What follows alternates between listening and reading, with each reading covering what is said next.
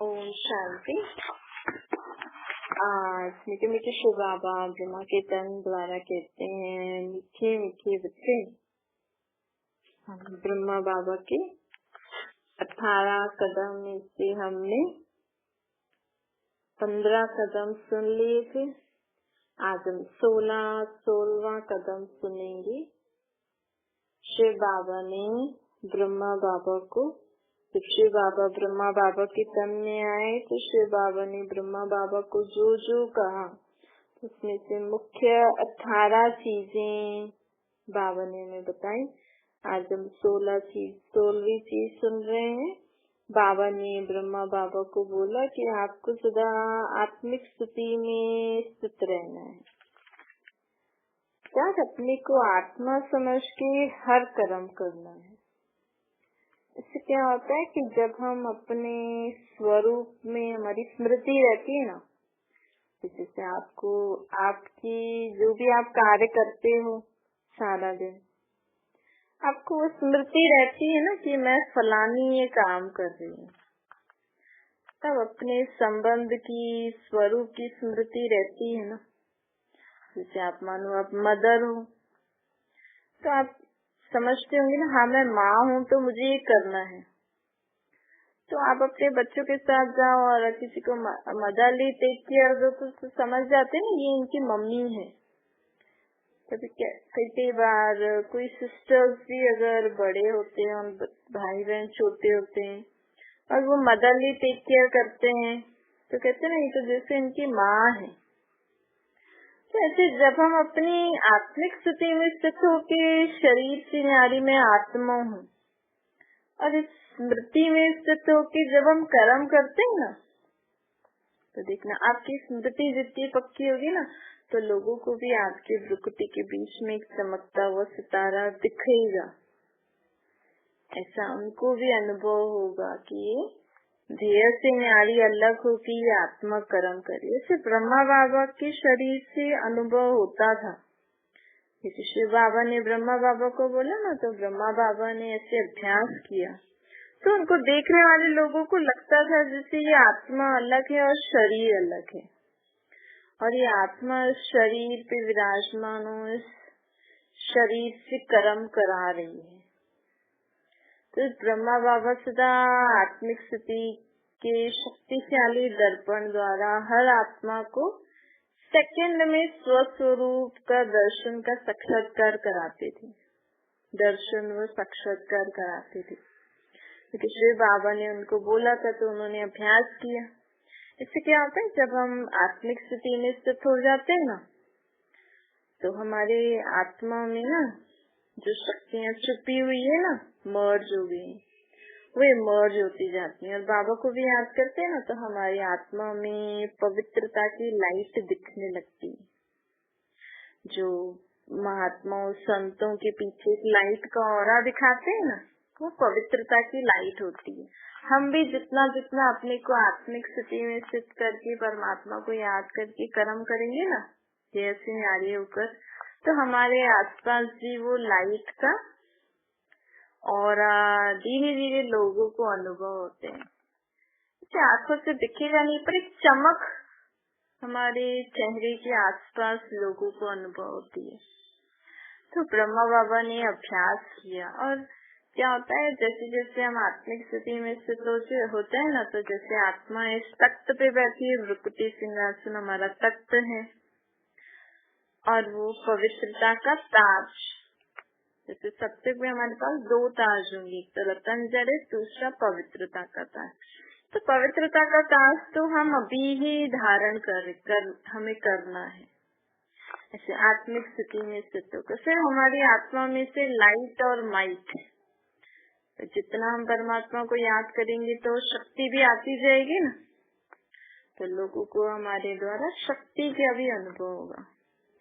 आप इतनी light might आती जाएगी कि सामने आपकी कोई भी अशांत, दुखी, परेशान आत्मा आएगी ना, वो उस समय के लिए शांत हो जाएगी, वो अपना दुख भूल जाएगी। इतनी शक्ति हमारी आत्मा में आ जाती है जब आप ये अभ्यास करोगे। तो ऐसा ब्रह्मा बाबा ने किया और प्रैक्टिकल में बच्चों ने भी अनुभव किया तो हमें भी ऐसे अभ्यास करना है। बाप लाइट माई स्वरूप सर्वशक्तिवान। तो शिव बाबा का जब ऐसे बोला गया, अभ्यास किया, तो ब्रह्मा बाबा ऐसे लाइट माई शक्ति स्वरूप अनुभव धीरे धीरे होने लगे सबके सामने। मस्तक मणि द्वारा सबको स्वस्वरूप का साक्षात्कार कराते थे ब्रह्मा बाबा। तो ये सब अभ्यास से आती है, और इसके लिए हमें कोई एकांत में या कोई तपस्या नहीं करनी है। देखो ब्रह्मा बाबा, उन्होंने 18 जनवरी 1969 को शरीर छोड़ा था। जो भी आने वाली है ना, तो उनका स्मृति दिवस मनाते। लेकिन उन्होंने 18 जनवरी तक रात को उन्होंने अराउंड 8 या 9 बजे के आसपास उन्होंने शरीर छोड़ा, या 9 बजे के बाद।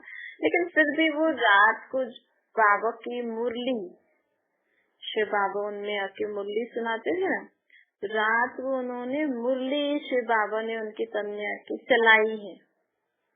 उसके बाद उन्होंने शरीर छोड़ा, और सारा दिन भी वो कर्म करते रहे।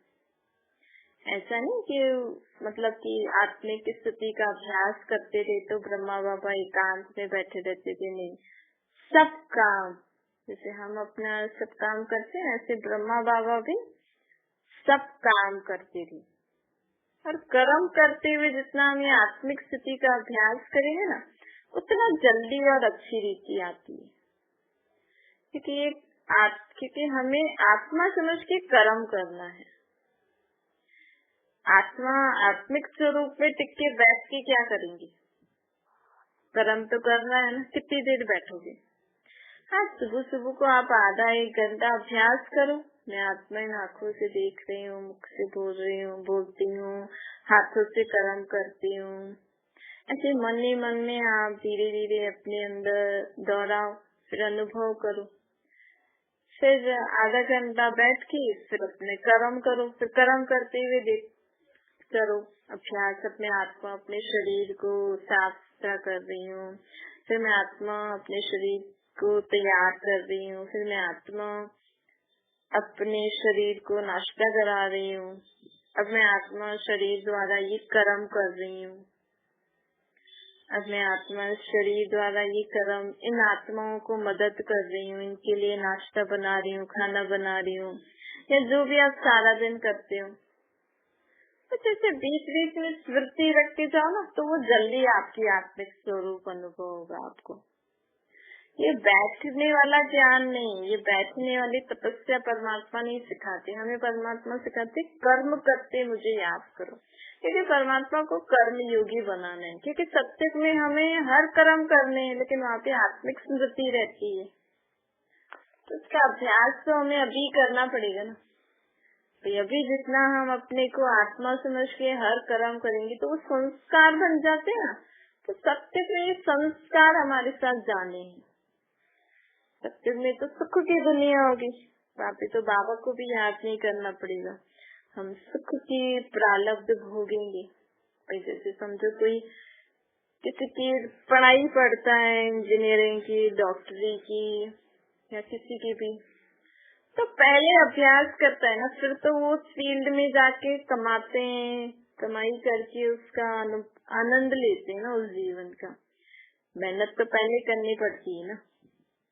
इंजीनियरिंग की पढ़ाई, इंजीनियर बन के हमें क्या क्या काम करना है वो तो सीखना होता है। उसके बाद तो कार्य करना होता है ना, वो संस्कार बन जाते हैं, आत्मा में नॉलेज आ जाती है। ऐसे वहाँ थोड़ी फिर थोड़ी पढ़ाई करनी पड़ती है, तो संस्कार बन गए। जितना जो सीखा, यहाँ पे भी हमें संस्कार बनाने हैं। तो यहाँ कर्म करते शिव बाबा ने ब्रह्मा बाबा को बोला कि आपको आत्मिक स्वरूप में स्थित होके कर्म करना है। फिर 17वां कदम शिव बाबा ने ब्रह्मा बाबा को बोला कि आपको संगम युग की प्रारब्ध के अनुभवी बनना है। मोहब्बत में समाने वाले मेहनत से मुक्त बनना है। भाई जीवन में लोग मेहनत करते हैं ना, लेकिन यहाँ आपको कुछ भी प्राप्ति करने के लिए मेहनत नहीं करनी है। जैसे बच्चे को बाप से वर्षा लेने में मेहनत करनी पड़ती है, जितना वो बाप का कहना मानेगा, जितना वो बाप से प्यार रखेगा, उनका मान सम्मान रखेगा, उतना बाप उसकी अपनी प्रॉपर्टी उनको देते जाएंगे ना। भाई लायक बच्चे को ही तो बाप अपनी प्रॉपर्टी देते हैं ना। तो वैसे यहाँ भी ऐसे ही है, यहाँ मेहनत क्यों करें, जितना आप शिव बाबा को अपना बाप मानोगे ना और सर्व संबंधों का अनुभव करोगे, उतना परमात्मा की सर्व शक्तियाँ, सर्व गुण, सर्व ज्ञान का खजाना आपकी आत्मा में भर जाएगा। तो संगम युग के प्रारब्ध का अनुभव मतलब यहाँ संगम युग पे परमात्मा हमें जो ज्ञान गुण शक्तियाँ दे रहे हैं ना, उसको हम अभी अनुभव करें। मैं अभी संकल्प करूँ मैं शांत स्वरूप आत्मा हूँ, तो जो भी मन में अशांति है उससे मैं मुक्त होनी चाहिए। मेरे को शक्ति अनुभव अभी होनी चाहिए। अगर नहीं हो रही है तो मतलब हमें आत्मा में भर नहीं रही है, मतलब हमें सिर्फ मेहनत करनी पड़ेगी कि मैं शांत स्वरूप आत्मा हूँ, मैं शांत स्वरूप आत्मा हूँ। फिर घड़ी घड़ी याद करना पड़ेगा, लिखना पड़ेगा, फिर अभ्यास करना पड़ेगा।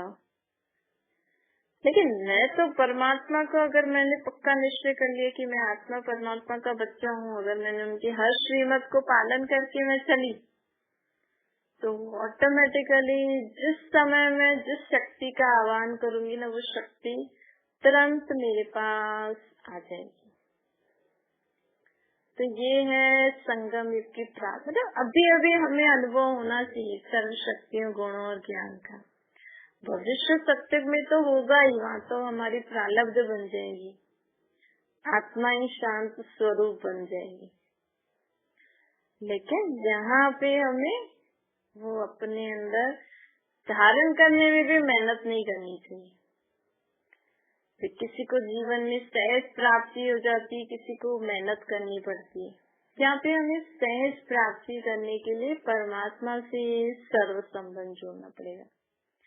इस संगम युग पे जितना हम परमात्मा से आत्मिक प्यार रखेंगे ना, उनको अपना बनाएंगे।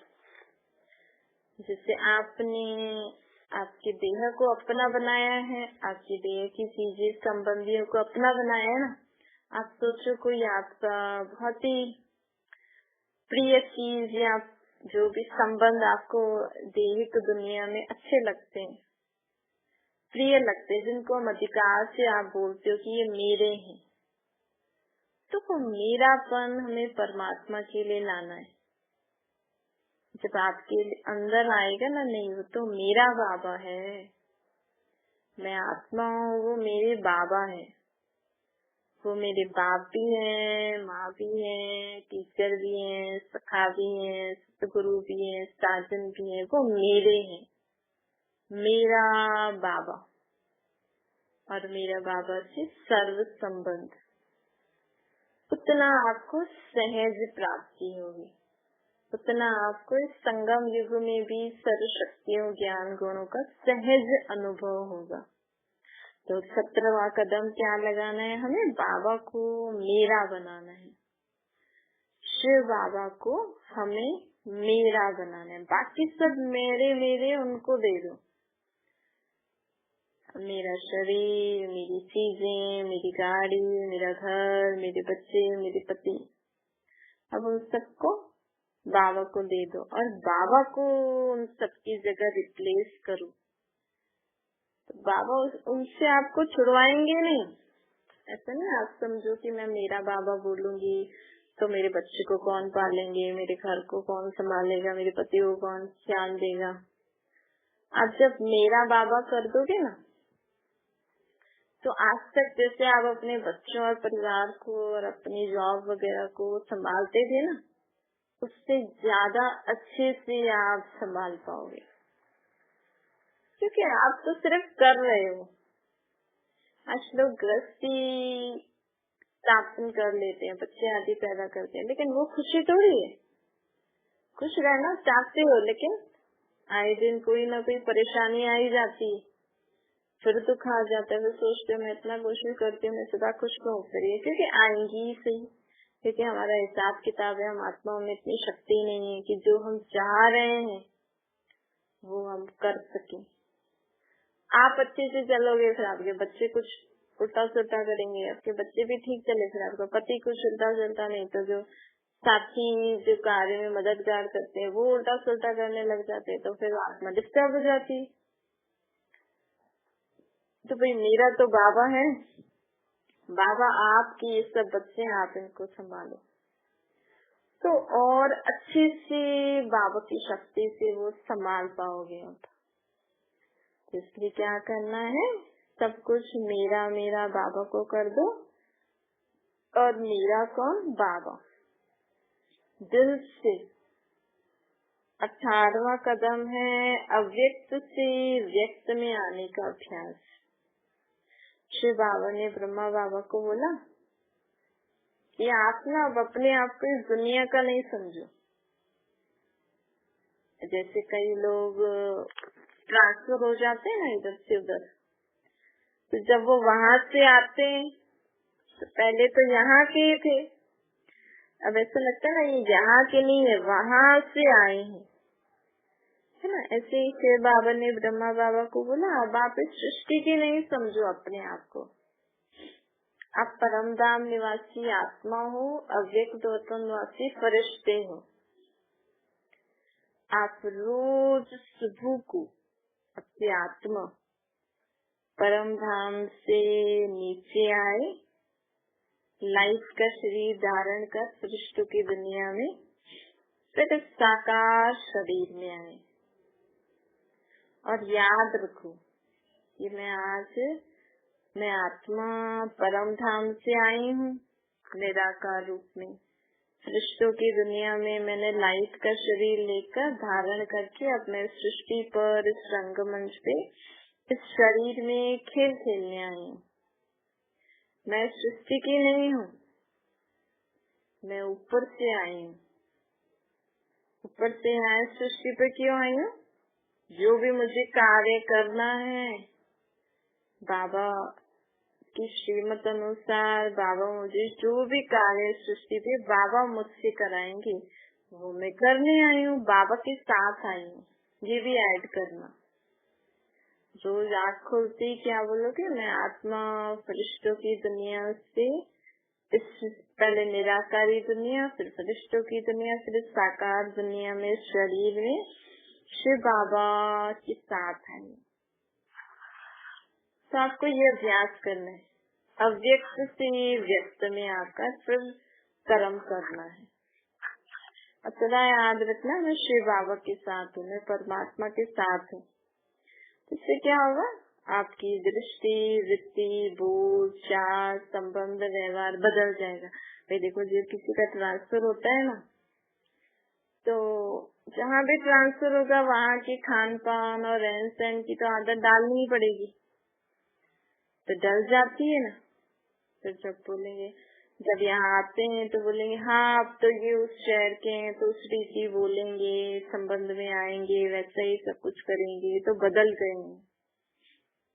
तो ऐसे हमारे सोच, बोल, कर्म में, संबंध, व्यवहार में बदलाव कब आएगा, जब हम खुद को परमधाम निवासी परमात्मा के बच्चे समझकर लाइट का शरीर ले सृष्टि पर हम पाठ बजा रहे हैं, ऐसा जब हम अपने आप अंदर पक्का करेंगे तभी लोगों को भी अनुभव होगा कि हाँ ये तो कहीं और से आए हैं, इनकी सोच, बोल, कर्म तो सब परिवर्तन हो गए। क्योंकि परमात्मा कभी थोड़ा ऐसा सिखाएंगे हमें, हम बाबा के साथ इस सृष्टि पे आएंगे तो हम कभी किसी के लिए बुरा सोच सकेंगे, बाबा हमें अलाउ करेंगे, बाबा अलाउ करेंगे हम अपने मुख से कुछ उल्टा सुलटा बोले, कुछ उल्टा सुलटा कर्म करें, तो ऑटोमेटिकली हमारे में परिवर्तन आ जाता है। तो ये मुख्य 18 कदम शिव बाबा ने ब्रह्मा बाबा को बोला और उन्होंने वो वैसा वैसा बनते गए।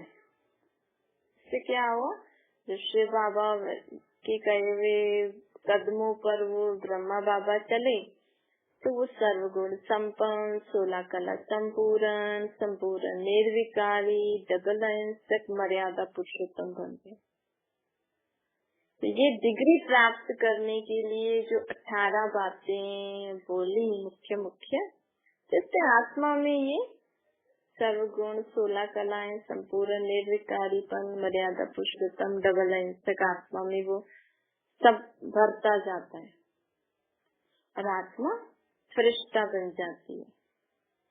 तो 18 जनवरी तक ब्रह्मा बाबा ने ये सब अभ्यास करके अपनी आत्मा को ऐसा बनाया और 18 जनवरी को रात को वो फरिश्ता स्वरूप धारण करके अव्यक्त वतनवासी बन गए, मतलब फरिश्तों की दुनिया में चले गए।